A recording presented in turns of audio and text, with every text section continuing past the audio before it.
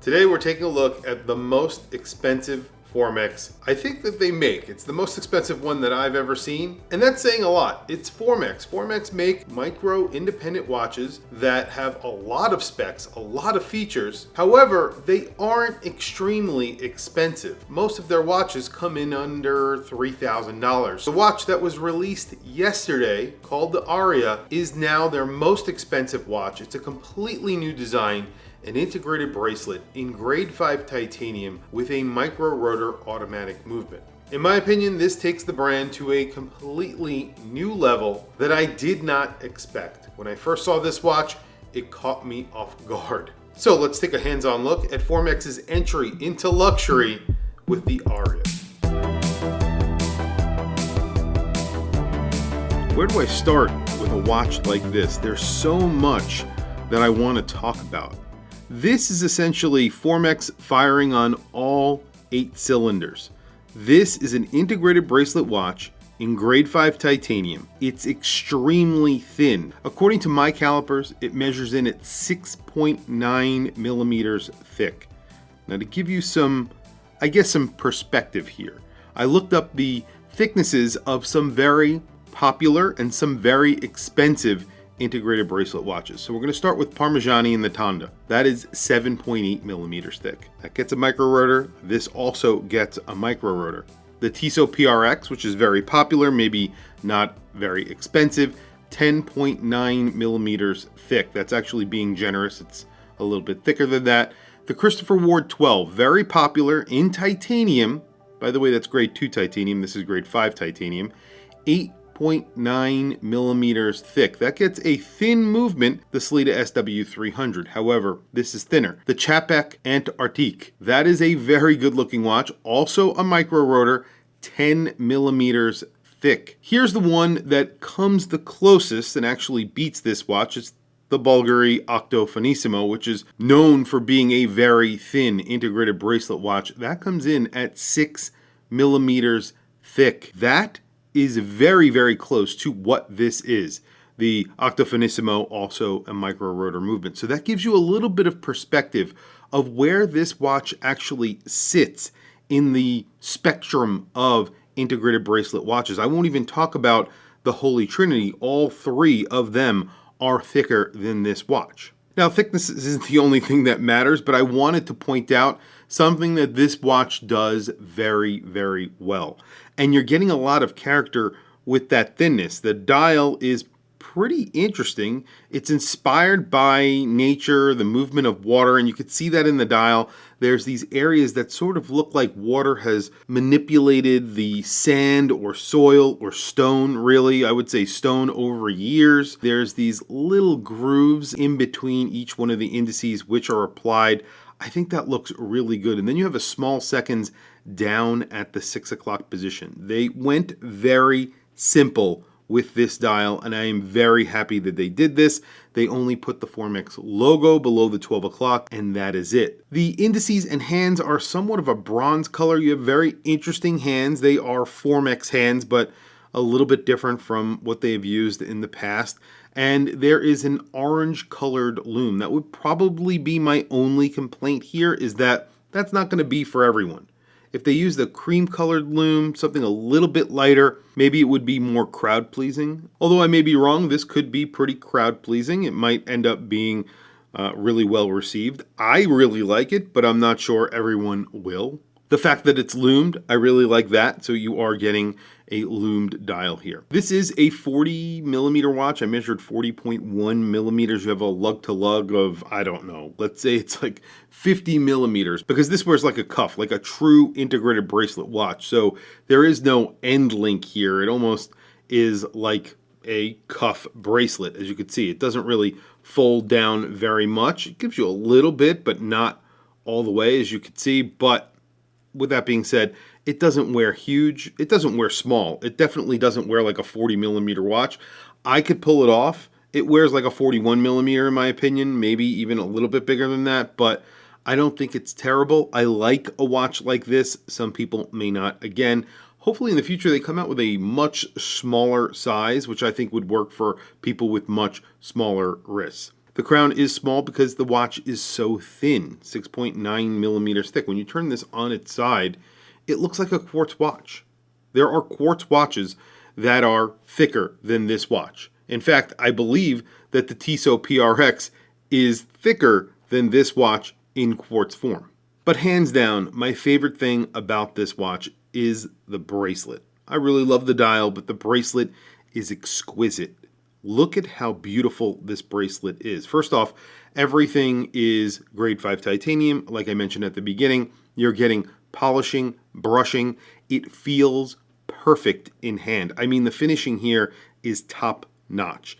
And it's somewhat of an original design bracelet. I would say it's inspired by other major brands, I would say. But at the same time, it's amazing. And I would say it's better than most other major brands that I have felt in hand. This is rivaling some of the best bracelets that I've ever seen. And you're getting on the fly micro just because this is a Formex. They wouldn't send it out without some sort of on the fly micro adjust. So you are getting two positions of on the fly micro adjust built into the bracelet. Really great. It's a double push button. As you can see, of course, you get to see the movement from the back. Now, the movement is the other big news here. The reason why this is the most expensive Formex ever made is because of this movement. It is a Haraj K2. Now, the Haraj K2 is a very high-end movement made by Haraj that they developed in-house. It's a micro-rotor movement. This one gets a tungsten rotor, and it gets special finishing. This finishing was designed by the guys and done by the guys over at Formex. So you can see here, it looks a lot different from any other K2 that you've seen before. There have been other brands that have used K2s, and they are a lot more expensive than this watch, I have to say. I believe the last brand to use it was Bremont, and they were charging way more money than what this watch costs. The movement is impressive for many reasons. Like I said, it has that tungsten micro rotor.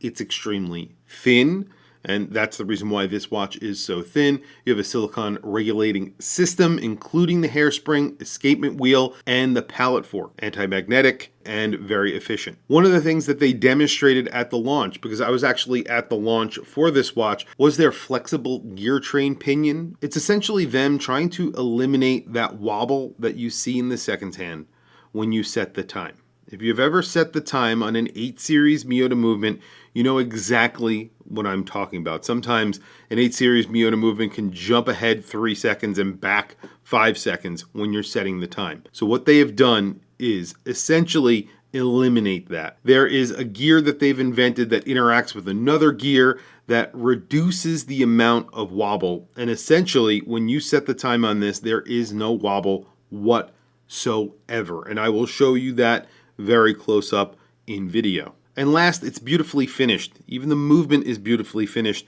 You have this vertical brushing on the movement. It's laser engraved. It has the Formex logo on it.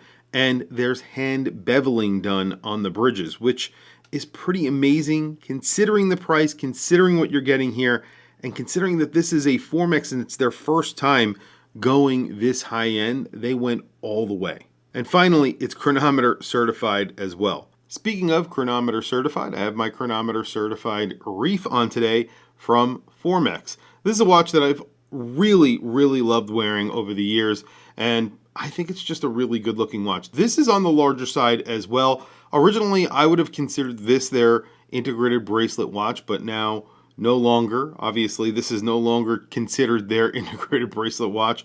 I don't know. I just have always loved Formex. One of my first real, I guess you would say, independent watches or micro brands was a Formex. I got a quartz Formex that my father had bought me that had a cushion, or their patented suspension system, I should say, and I love that watch so much. I don't own one of those anymore. I sold that a long time ago.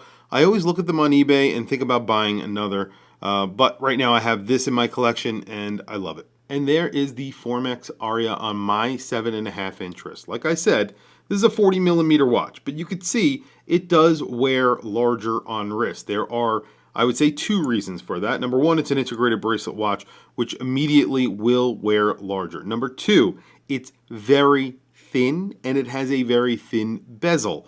Lots of real estate for not only the dial, but also that movement, because you have a very large movement on this watch, so it does appear and have to be physically larger. So 40 millimeters, it looks bigger. It just looks bigger because of that larger opening of the dial. So I would say it wears like a 41 millimeter watch in my opinion, but maybe some might think it wears larger. Eventually this will be available on straps because there's quick release here, so that tells me that they're going to give you a strap option at some point. But when you turn it on its side, it's almost funny because it wears so thin. There aren't many watches out there, automatic, that you could buy under $10,000 that is this thin with a bracelet that looks this good. Look at that. It's insane. It's really beautiful. It's just a beautiful, beautiful watch. And you get a little bit of a Moser vibe from the bracelet, and then maybe a Parmigiani vibe. Not really too much, but a little bit from the front. A very clean dial. I think that they went the right direction with this. They didn't do something busy with a pattern. There's a slight design to it, but very, very clean. Almost reminds you of a stone dial, but almost like a slate stone, which I think really works with this overall look and design. Beautiful execution. This is a true independent watch. I think in a step in the independent direction for Formex. They were already a micro independent to begin with. This takes it to another level. And again, it gets lume, not a ton of lume, but where it's applied, it's very liberally applied, and it does last pretty long. You don't have any lume on the second 10. I would like a little bit of lume on the second 10 so that I could see that my watch is working in the dark, but again, that is my own pet peeve. Price on this is $7,900. That seems like a lot of money, but I don't think it's a lot of money for what you're getting here. This is a high-end watch, a watch that competes with many of the watches that I just spoke about at the beginning of this video that are thicker than this watch. The watches like Chapek and Parmigiani. It's definitely hanging in that territory quality-wise, look and design-wise. The bracelet is phenomenal on this. That Parmigiani you don't get on the fly micro adjust. I've reviewed many of them. They are beautiful. This gets on the fly micro adjust. It gets a micro rotor movement. It's thinner. It does only get 30 meters of water resistance. That's probably my only complaint about this watch in any way. I think if this had 100 meters of water resistance, this would be insane. I'm not sure that they can do that and keep it this thin. And maybe that's the reason why it is so thin when compared to all these other watches. You don't get a screwed-in crown. You do get a screwed-in case back. You get to see that movement from the back, and it is beautiful. Tell me what you guys think down in the comments below. Yes, this is an expensive watch, but what they are trying to offer you here is something wildly different from what they have made in the past. Something much higher end. This is their entry into independent watchmaking, in my opinion. I do want to mention that this is a limited edition of 100. They're making 3 different dial colors: blue, green. Green is the one that I have, and then a slate gray, probably my favorite out of the 3. They're limited to 100 pieces, and that is it. So it's not limited to 100 each. It's not 300 across all 3 colorways. It's 100 across all 3 colorways. So tell me what you think down in the comments below. I want to hear from you guys. Please don't forget to like, subscribe, hit that bell icon. It's super helpful for the channel, and I very much appreciate it. Anyway, guys, thank you for logging on. Thank you for watching this video. I'll catch you guys in the next video.